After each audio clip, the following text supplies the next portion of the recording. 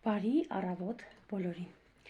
Այսօր ուզում եմ խոսել մի թեմայի մասին, որը որ կհետաքրքրի շատերին։ Մարդիկ մտածում են, որ ոչ մի բան չանելով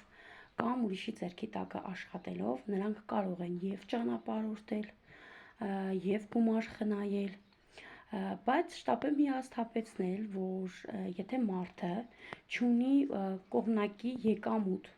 թեկուզ լրացուցիչ պասիվ եկամուտ, այդ մարդը չի կարողանալու գումար խնայել,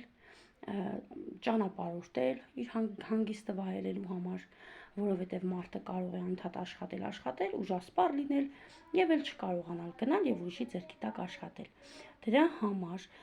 գտնում ենք ժամանակ մտածելու այդ մասին, ելի ուշ չի կյանքը փոխելու համար։ Շատ մարդիկ մտածում են, որ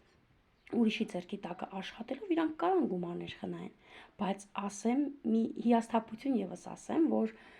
բոլոր ուրիշի ձեռքի տակ աշխատող մարդկանց գումարները չի համարվում իրենց գումարը։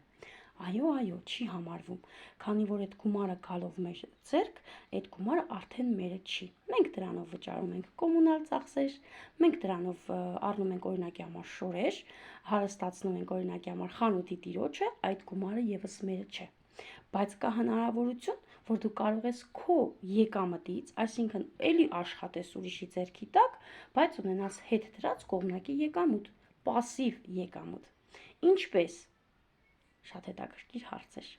Գրում ես ինձ անձնական նամակով, իսկ ես քեզ պատմում եմ, ինչպես կարելի է խնայողությունների հաշվին ունենալ լրացուցիչ պասիվ եկամուտ։ Դե ինչ, մտածիր։